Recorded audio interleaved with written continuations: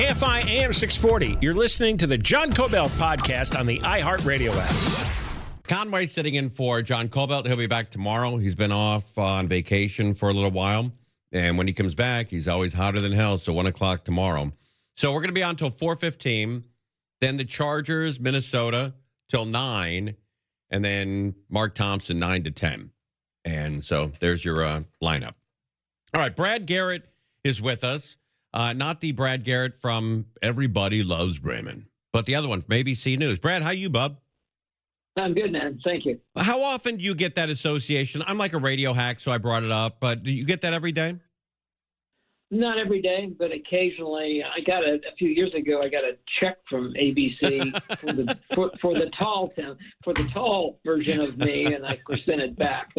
That's happened once, but no, we don't typically get mixed up. You know, I was hoping that you'd come on with your opening statement of "Everybody loves gambling." That was his whole thing. Everybody loves Bremen. Yeah, that's right. How I haven't adopted that. Okay, on a scale of 1 to 10, I asked this to Eric Sklar. How much does the NBA hate this news? 11. What do you know? First of all, this investigation has had to have been going on for years. Oh, well, I don't know about years, but certainly a number of months, because obviously to get in the middle of this, I assume they were running undercovers into these two scenarios, because you would have to collect the information some way. Right. In particular, the poker games, which are in person. You know, the betting part of the scam, you know, not so much. That could be done just with phones, texts, etc. Did all these guys know they were under investigation? I doubt it. Oh, wow. I mean, it's hard to say. I'd have to know, Tim, when they stopped. Sure. Like Chauncey Billups from the Portland Trailblazers. He was a famous, NBA, college, and high school basketball player. They make reference to him all the way back to 2019 being involved in these rigged poker games. Wow. So I don't know, in current tense, what that means. You know, Brad, it doesn't make sense. Brad Garrett's with us from ABC News. It doesn't make sense that these guys all make, $10 to $15 million a year and over, 70, 80, 90 million over a career. And then they're screwing around with $2,000, prop bets.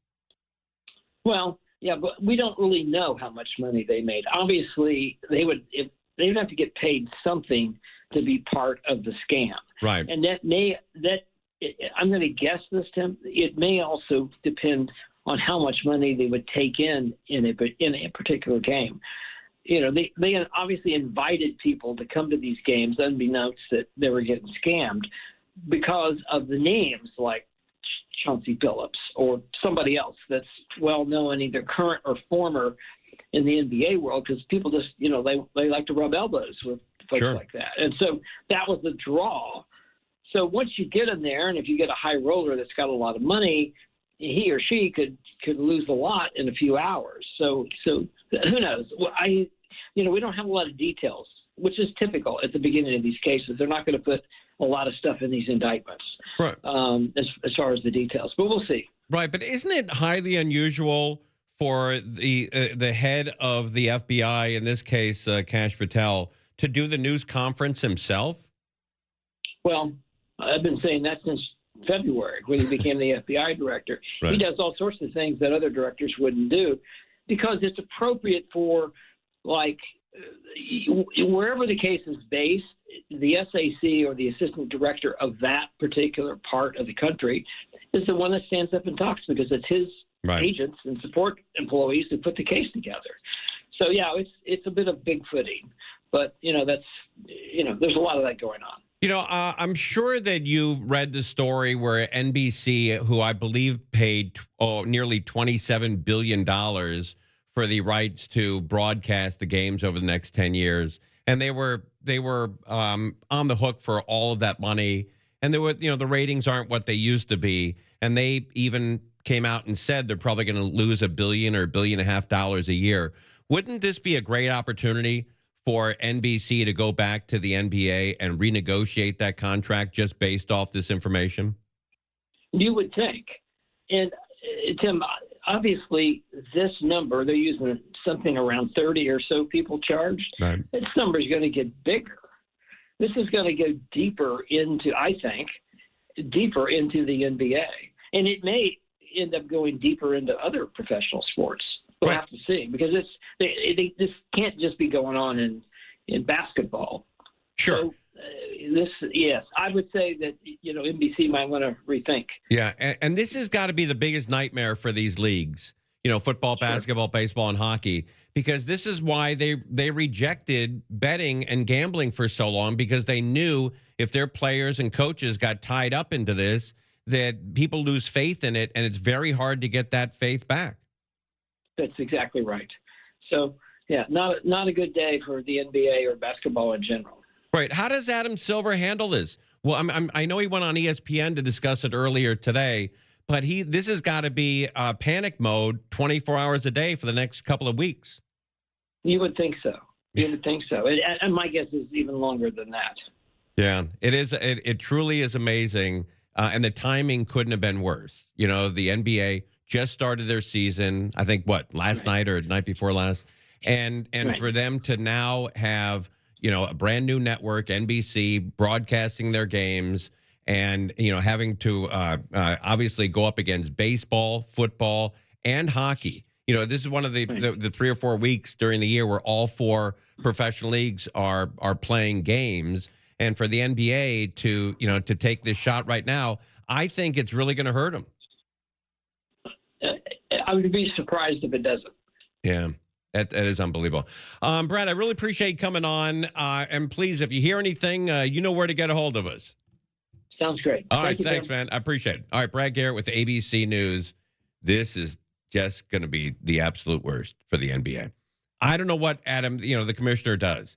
If I were him, I'd shut the league down and, take 4 weeks off and go to each team, tell them again, what the rules are, what we expect of you, and then crank up the league again. I think they need to have a real huge reaction to this to show other players and in other leagues that they're not going to tolerate this.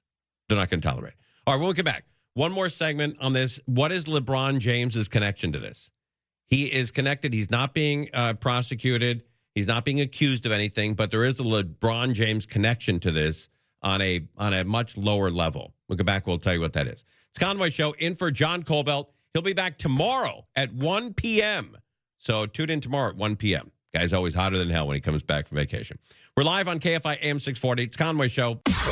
You're listening to John Kobylt on demand from KFI AM 640. All right, before we get to Dean Sharp has something cool. How not to live in a haunted house.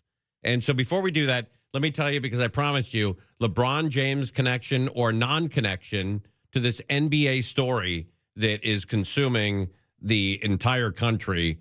There's a lot of charges on former players, current coach, current player, that they've been involved in gambling and cheating, and it's a mess. It's a mess. But LeBron James's connection he's not being investigated, but he is mentioned in this report in a sort of a secondary way. Federal investigators now say that Lakers star LeBron James is mentioned in the indictment, however, is not directly involved in the case. James is not accused of any wrongdoing. Agents say that former Cleveland Cavaliers player Damon Jones got a tip before a Lakers game in February 2023 that a star Lakers player would be sitting out. That player turned out to be LeBron James, and Jones allegedly used that information to tip off other bettors. In addition to Jones, Portland Trail Blazers head coach Chauncey Billups and Miami Heat guard Terry Rozier are among more than 30 people charged in the illegal gambling scheme. It consists of insider sports betting as well as rigged poker games, both allegedly backed by the Mafia.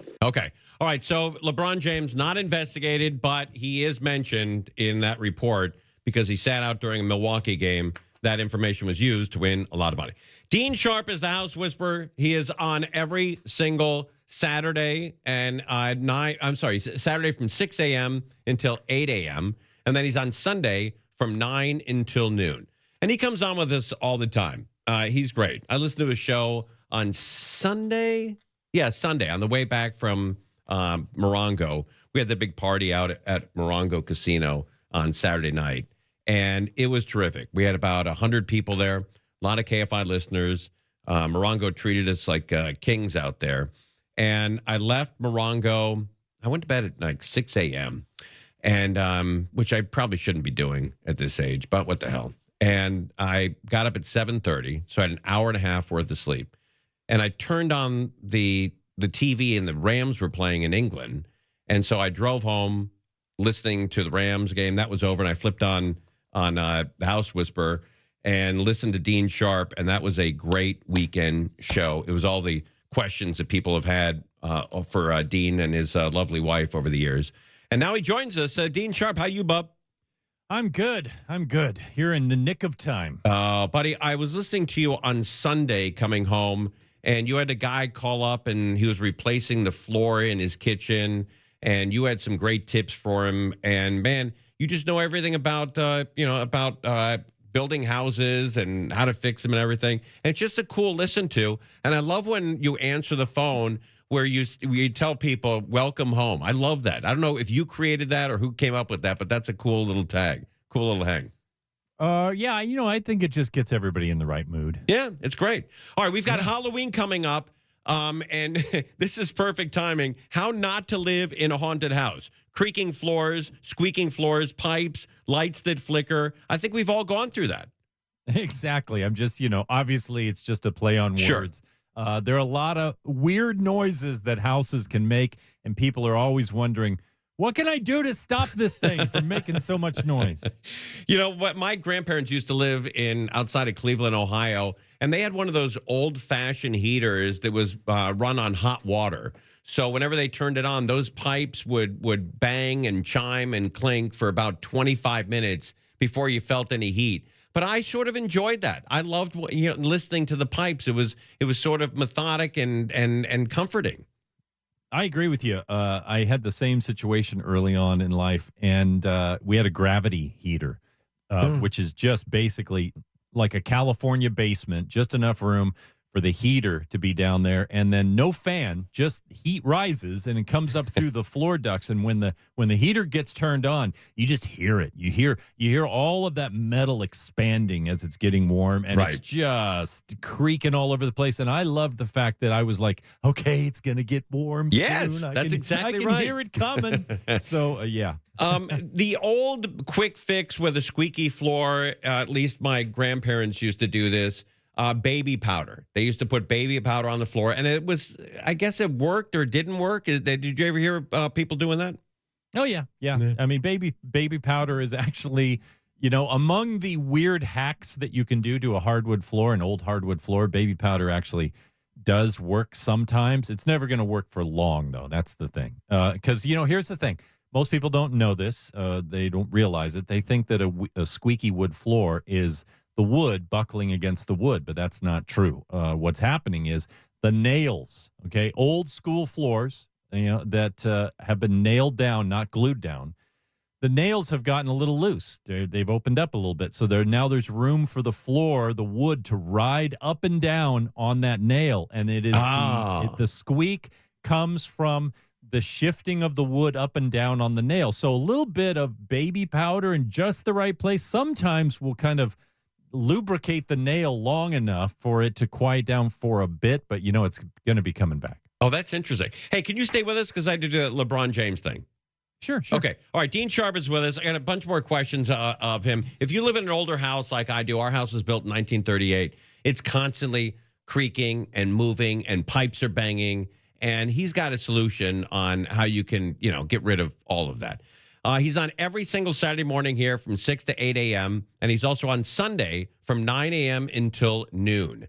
We're keeping an eye on that NBA story. That's the big story here in Southern California, around the nation. Also, the crash that happened on the 10 freeway in Ontario. Some more information on the driver of the big rig. And also, the beloved Pacific Palisades restaurant Gladstone's is going to be demolished, and they're going to replace that restaurant, and we'll tell you what that's going to look like and when that's going to be happening. So lots going on here in Southern California, and the Dodgers start tomorrow. Dodgers, their very first game tomorrow against Toronto, and they're 4 wins away from repeating as World Series champs. That would be great. I'm sure they're working on the parade right now. Whether they win or lose, there are people right now working on logistics for that parade. And I hope it's the same as last year, where there's a parade and it ends up at Dodger Stadium with 55,000 people screaming. I was there last year, and I'm going to go again this year if they win. It's Conway Show, in for John Kobylt. He'll be on tomorrow at 1 o'clock. You're listening to John Kobylt on demand from KFI AM 640. Conway Show, sitting in for John Kobylt. He'll be back tomorrow at 1 o'clock. We'll be on today until 4:15. Then the Chargers play the Minnesota Vikings.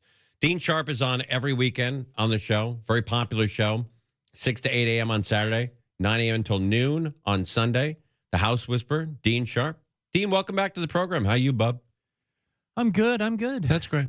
Hey, before we get back into this, I read an article in the LA Times that in Malibu, there are only 2% of the permits that have been approved so far that have been submitted. Only 2%.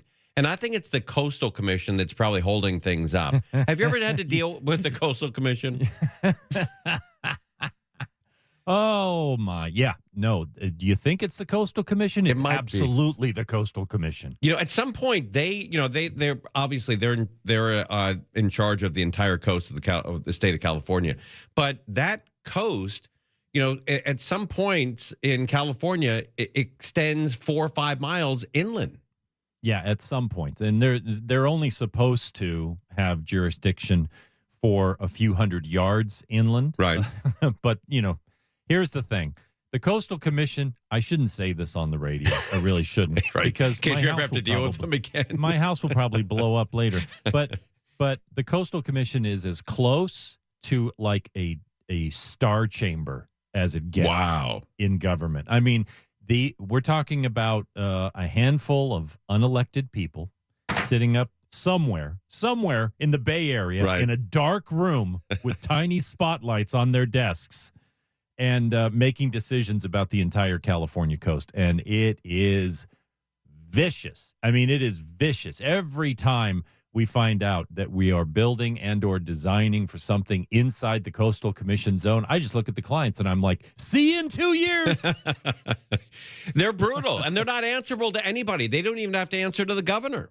No, that's what I'm saying. Right. They are like an independent government just sitting up there. Yeah, it's a thing. They have quite the reputation. Right, but they look, it's happened in a very tragic way, but this is ultimately their dream, to take the California coast, take all the apartments, all the homes, all the townhouse, everything out away from the coast, and bring it back to its natural beauty the way it was 300 years ago.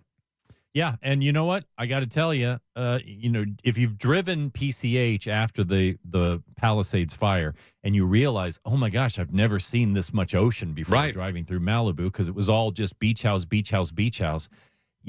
Something in your heart says, maybe we shouldn't put these houses back. But the fact of the matter is, these are private properties and they've got the right to build there. And so, yeah, but they are dragging their feet. Let me ask you a question here, because I Adam Carolla has a great blog on, the progress that Malibu is making. And he had a great point that a lot of these old septic tanks, they're going to have to be replaced, because they either been damaged or they're outdated. And to get a septic tank just removed from that property is going to take a long period of time. But then to get the permits to put a new one in might be next to impossible.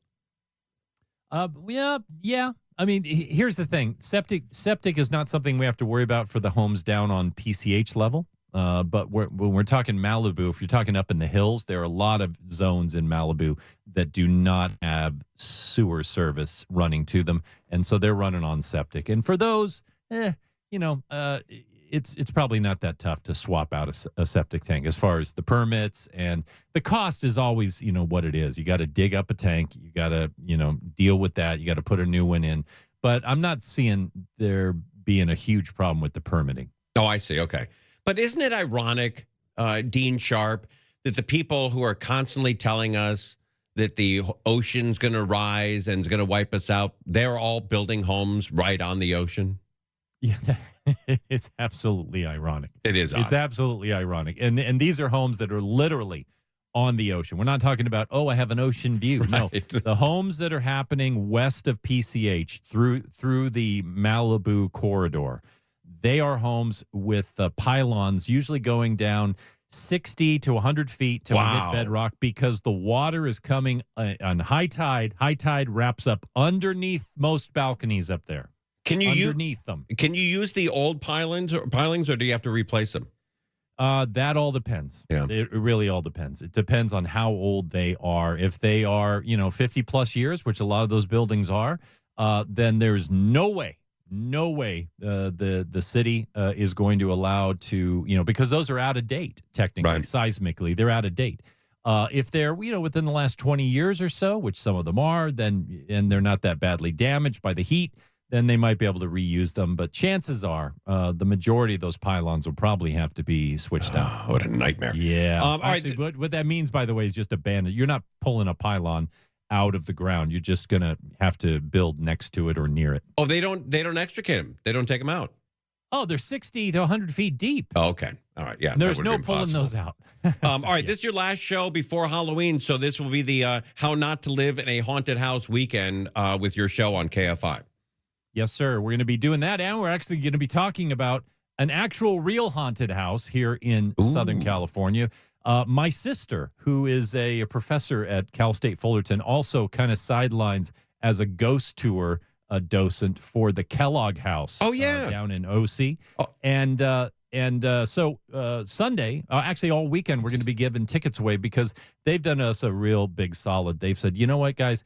How about we do Monday night a special VIP House Whisperer ghost tour of the Kellogg House for you and like 25 of your listeners. So we're giving tickets away this weekend. We're going to be talking with Darcy about this 127-year-old custom-built Victorian house that's down there, and giving tickets away for Monday night when we go down to do the tour. Oh, that's great. Yeah, that home was built like in the late 1800s. Yeah, it's 87? Yeah. Wow. 1887, yeah. That's great. All right, I'll be listening. Thanks for coming on, man. I really appreciate it. Thanks, bro. All right, Dean Sharp, everybody. Listen to this week's show, and you could win tickets to the Kellogg House Tour in Santa Ana. It's an hour-and-a-half tour, age 12 or plus, so you can bring the kids. And that house was built in 1989 by Clay Kellogg. And so that's going to be great. Listen all weekend for free tickets with Dean Sharp. It's Conway Show. I'm filling in for John Kobylt. He'll be back tomorrow at 1 p.m. And listen to that. He's always hotter than hell, angry as hell when he comes back from vacation. It should be a fantastic program. I'll be on until 4:15. Then the Chargers take on the Minnesota Vikings. Then after that, Mark Thompson at 9 o'clock. It's Conway Show live on KFI. You're listening to John Kobylt on demand from KFI AM 640. Conway Show sitting for John Kobylt. He'll be back tomorrow at 1 p.m. We'll be here till 4:15. Then the Chargers take on the Minnesota Vikings from 4:15 till about 9, and then Mark Thompson at 9 o'clock. Gladstone's is a beautiful restaurant. I'm sure most people listening right now either have been there or you've driven past it. You know where it is on PCH, and it is coming down. It was a great hang. It was a great place to look at the ocean. Mostly for special occasions. Somebody retiring, somebody graduating, somebody's getting married, you go to Gladstone's. Or if you had people from out of town and they wanted some fairly expensive, average fish, that's what it probably should have been called. And it was a great place to sit on the porch there, drink, margaritas or whatever you're enjoying, and have a bowl of fish or a plate of fish. And now it's going away. Things change. And Gladstone's is being replaced. A lot of folks here in the Palisades who I've been talking to, a lot of them also are saying this morning, say it ain't so. That's because this restaurant, as you see right behind me, Gladstone's, has been around for generations. So it is really part of their childhood memories. That's right. Unfortunately, according to some and the California Commission, it is now being replaced with an upscale restaurant. Let's take a look. So these are some renderings of the reimagined space here along Pacific Pacific Coast Highway. This is what it's going to look like.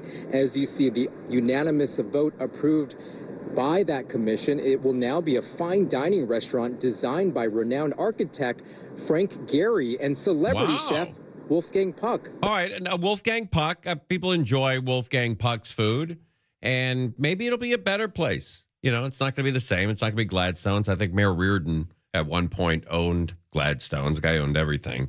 But it might still be a decent restaurant to take people from out of town or to take people there on a special occasion. Plan calls for demolishing the existing 12,000 square foot Gladstones and building a new 17,500 square foot restaurant with a public deck and, of course, those ocean views. Okay, the public deck, very key. That's what you want to do. When you go to the ocean, you don't want to sit inside of a restaurant. You can do that in Encino or Northridge to sit inside a restaurant. You want to be outside on the porch with the protective glass there, and, you know, smelling the ocean. And it might be a really cool hang.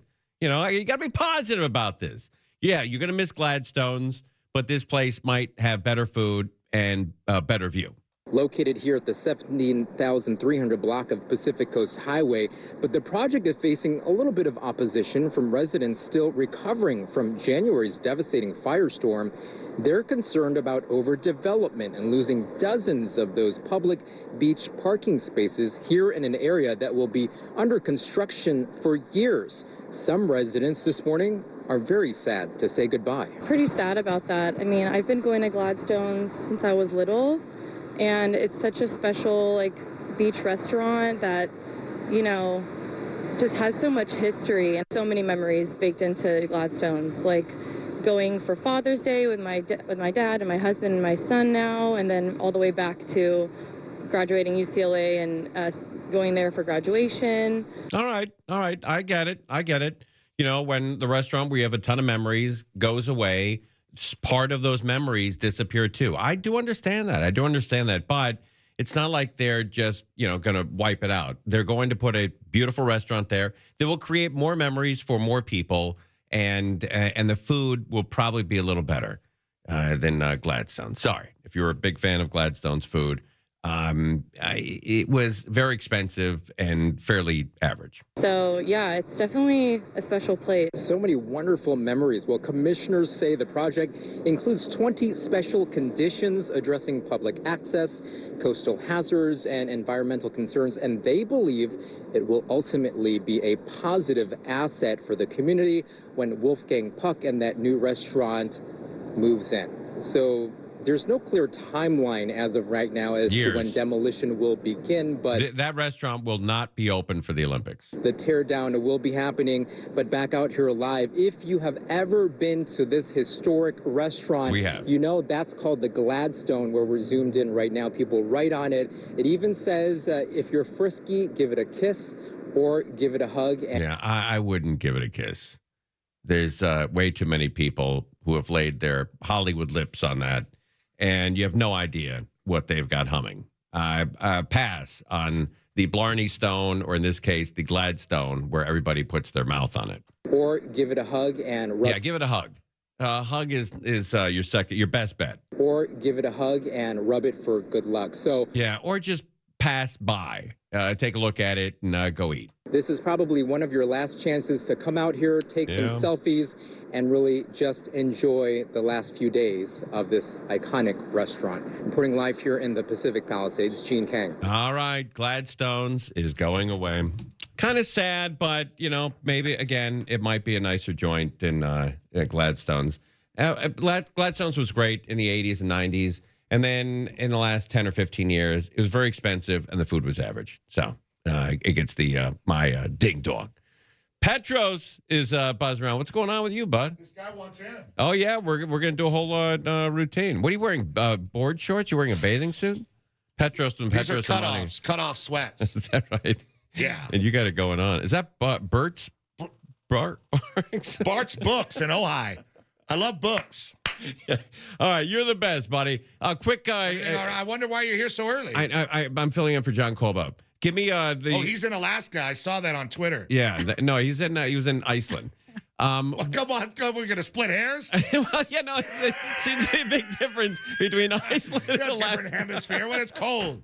All right, it's Conway Show. I'm in for John on KFI AM 640. That's a big difference. Hey, you've been listening to the John Kobylt Show podcast. You can always hear the show live on KFI AM 640 from 1 to 4 p.m. every Monday through Friday. And, of course, anytime on demand on the iHeartRadio app.